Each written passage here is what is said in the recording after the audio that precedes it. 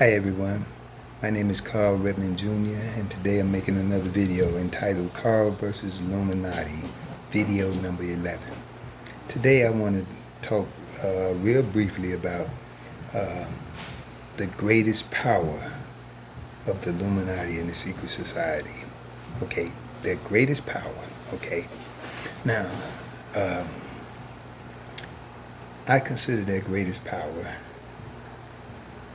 secrecy and subterfuge. Alright. In some of my other videos I've already spoke about how I define subterfuge. It's considered deception or trickery. Okay?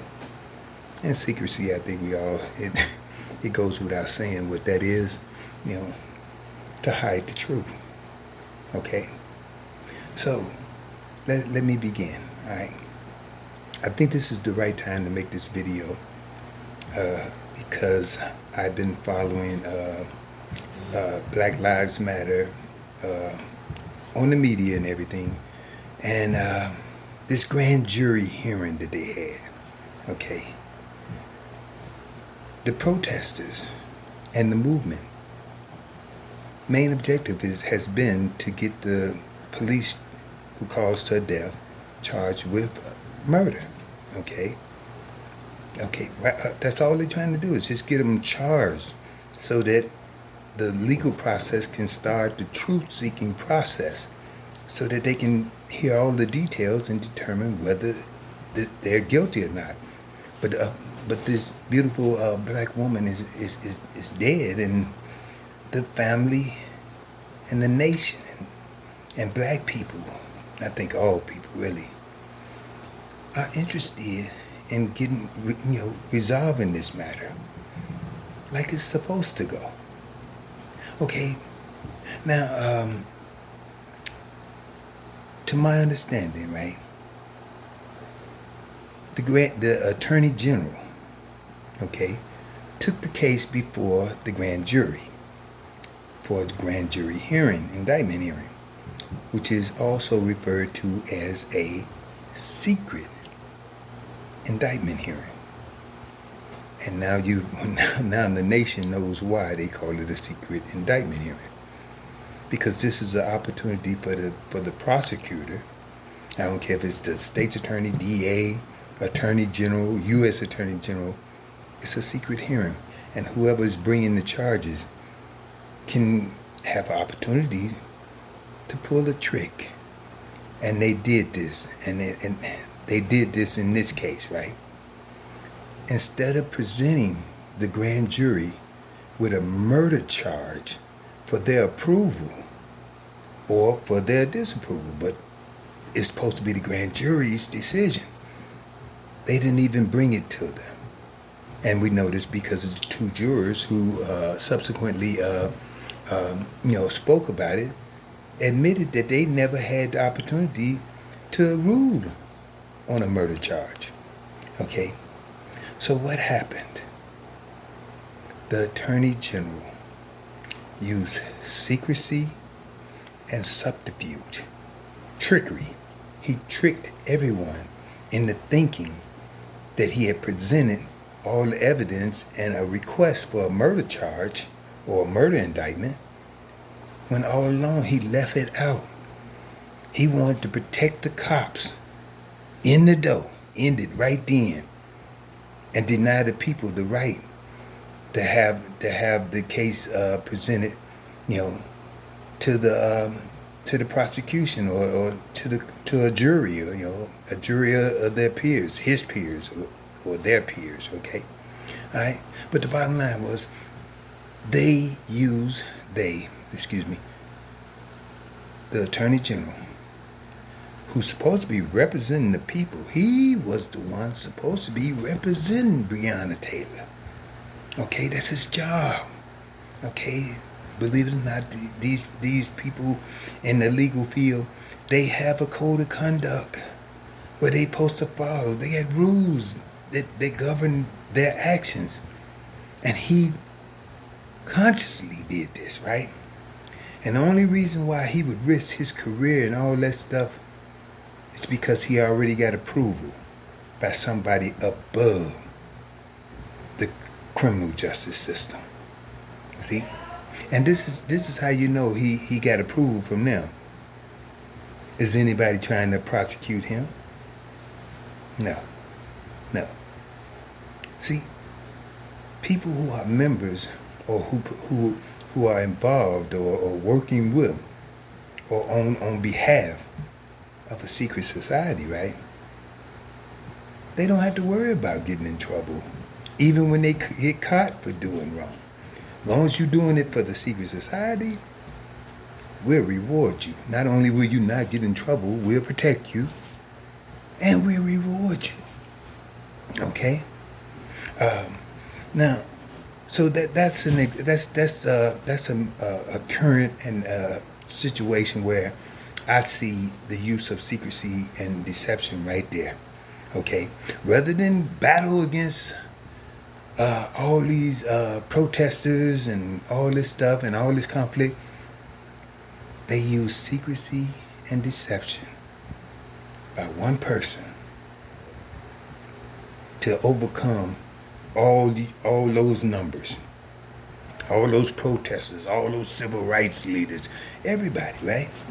Okay, and I thank God that Miss Taylor family has a attorney, right? That's already working on a lawsuit or whatever. Because if it wasn't for that, I don't think anybody would really say anything.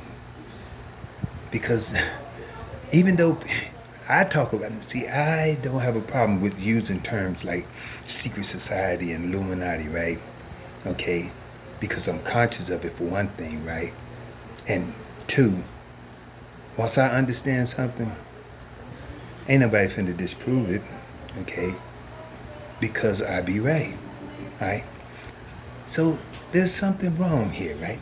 Now, another situation that I wanted to that comes to mind, right, is Kim Fox. Now, I'm not obsessed with Kimberly Fox, right? You know, by the way, congratulations on your re-election, Miss Fox, okay?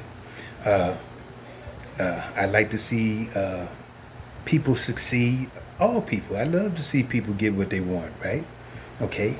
I just don't want to see nobody harm nobody in the process of getting what they want. Okay? Because I don't think it's necessary, right? But in any event, right? Okay? Kim Fox and the Jussie Smollett situation, right? You know, we all had problems with her handling of the Jussie Smollett case, right? All right, because we sensed that it was something used that was wrong, right? And now we come to find out after the dust settles, right, that she used secrecy and subterfuge. How? She told everybody that she was going to recuse herself from the case. And that was deception because she did not recuse herself from the case. She said it to deceive everybody, but she still had influence over what happened in the case. She still was involved. And that's not recusing yourself. So the bottom line is she lied, okay? All right. I'm not trying to get anyone to up in arms about all this stuff. I'm just trying to show you examples of where secrecy and deception is being used and how effective it is. Okay? All right? And I want to also point out who's using it. Okay? This is not the little guy that's using it. These are big, rich, powerful people in powerful positions who have even more powerful and richer people above them. That's all I'm saying. Okay? All right? So whatever the people above, which is who I refer to as the Illuminati, say, is carried out below by this secret society network that I refer to. Okay? All right. Now, so that was one thing. Another thing I want, before I move on from that, right, from the Kim Fox situation, right, I noticed that Judge Michael Tooman, Cook County Circuit Judge all right, who assigned a special prosecutor to investigate the handling or the investigation of Jesse Smollett after Kim Fox had, had apparently botched the whole case, right? All right. Here it is. He did what was right. He did what the law and his code of conduct and everything says he's supposed to do. But Tony Prewinkle, Kim Fox's boss, with all her political power and everything, attacked this judge and tried to get him off the seat, according to the Chicago Tribune reporter, right, that I read, because he embarrassed Kim Fox. Kim Fox did wrong, but he was the one that they tried to punish. Why? Now they may say that according to the newspaper article that I read, right, this news reporter claims that Tony Prewinkle, the boss of Kim Fox, and the president of the Board of Commissions in Cook County, right, which is a very powerful position, all right, used her political influence with the Democrats, with the Democratic Party, in order to try to get this judge unseated. Okay. So, I don't know about y'all, but what type of government are we talking about here where the person who does his job and does it right get punished? Okay? He barely retained his seat. All right? And the person who does wrong, Kim Fox, gets rewarded. She was guaranteed re-election. All right? Kim Fox ran what? Let's face it, when a secret society is backing a person in this world, in this day and age, they don't have to go by the rules. Kim Fox said she wasn't going to debate. That was the end of that. Skip what the public deserves or what traditions or how normally people get to see their candidates, handle themselves in a debate against their opponent in order to help form a opinion or a decision about who to vote for. But Kim Fox could get away with telling everybody, no, ain't gonna be no debate. That's the end of the story. And nobody said nothing about it. You know. Wow. Okay. Campaigning. Kim Fox did the last couple of months. Kim Fox said she's withdrawing from the campaigning field, right? You know, it's already a done deal. All right. I'm just saying that secrecy and subterfuge is being used through our government, people in our government, right? And we the people who are led by our civil rights leaders and everything, who understands what I'm talking about. That's why they don't say nothing about it. I'm disappointed in my civil rights leaders and everything, right? Because they, they understand about the secret society and everything. And if you want to be famous, wealthy, and all this stuff, you got to play by their rules. And I don't think that's right. Okay, all right. The next thing I wanted to show, another form. I'm just gonna give you 3 or 4 of these, right? If you don't, because I understand that this secret society concept, people don't naturally believe it because a lot of people don't explain it, and a lot of people don't have the experience that I have with these people. So let me just point out another one. That's why I'm the one that has to tell you about this. How about the United States Postal Service? Okay, because I want to show you that this is not just limited to states and counties. Let's go federal. United States Postal Service. All right. Now, of course, if you watch my videos and everything, I tell you, if you don't believe in a secret society, you don't believe it exists. follow my videos and follow my life, and I show you these people in action. I'm in custody right now for a case that does not exist. Okay? All right? Now, I want to take my case from the state court to the federal court to ask them to review my case so that they can release me, right? Because the Kim Fox and the county, they not finna budge because they're all working together. So that level is not going. So let's take it to the federal level, right? First of all, I take my petition to the federal court, the clerk of the federal court, twice, and they would not file it.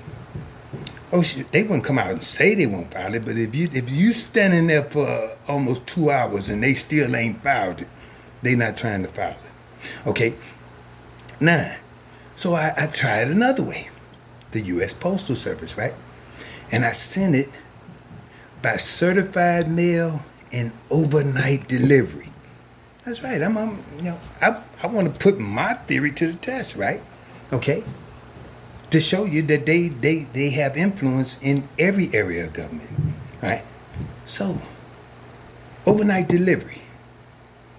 I put it in the mail on the 25th, September the 25th, okay, which was a Friday. It don't get there Saturday. We'll give them a buy on Sunday. It don't get there Monday on the 28th as scheduled. But it gets there on the 29th. All right, and I sent 4 different legal packets out regarding my case, from 4 different locations, to show that this is not an accident. This is not just one area or one office that is influenced.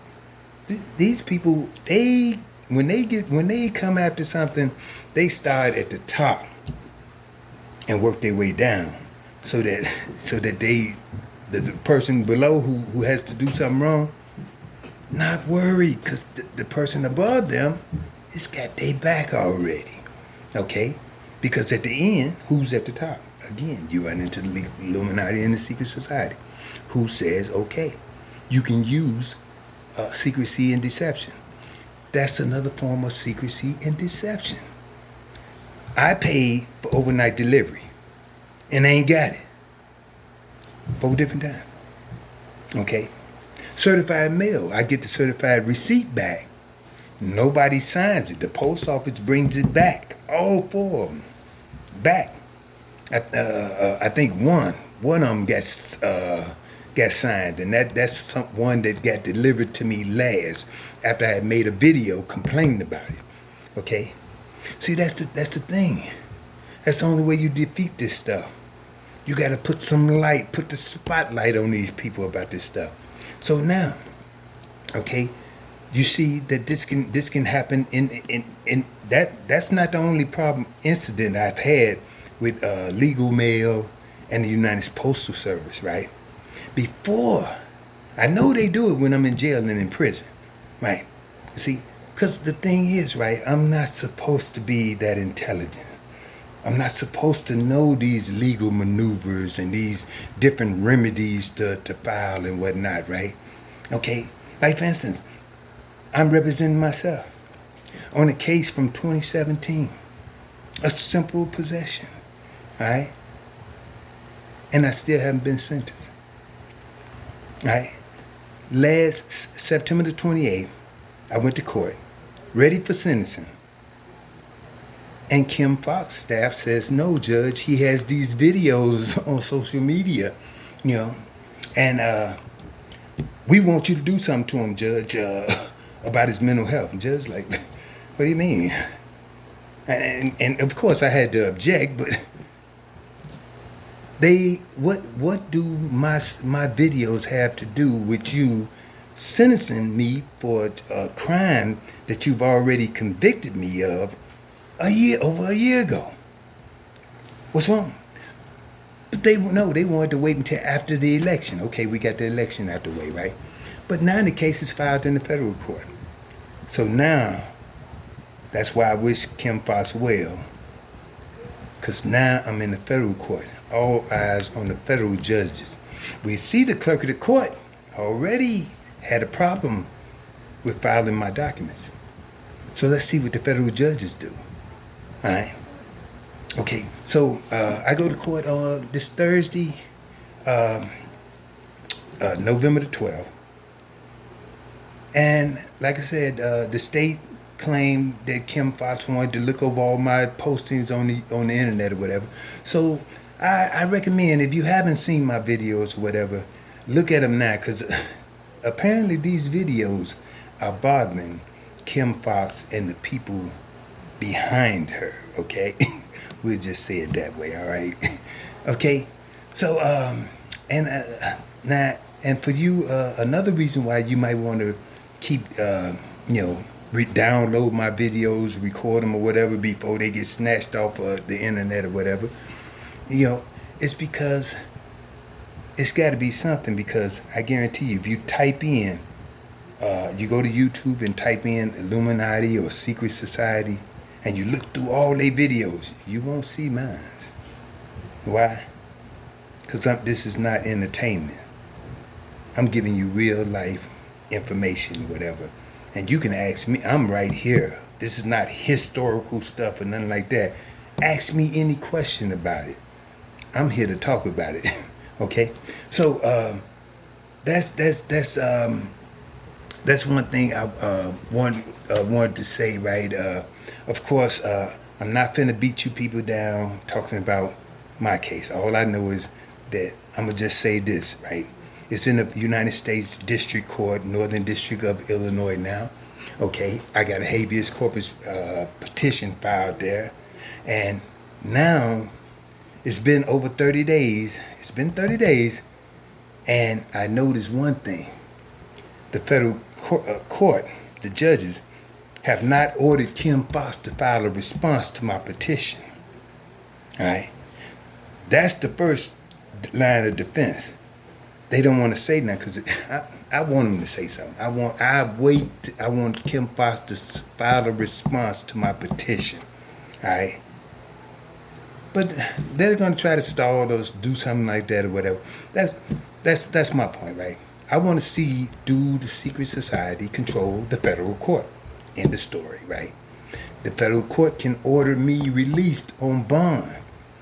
Kim Foxx has got the judges in my case from denying me access to any law library, even in the courthouse where the sheriffs are. I can't go where the sheriffs are. That shows fear. They fear me more than I fear them. Okay? And that's one thing unique about me, and you heard it right here. So I'm gonna end it right there, right? Okay? You people, like I said, watch my videos, all right? Subscribe if you can, okay? If you want to. I look forward to sharing more with you another time. Thank you. Bye.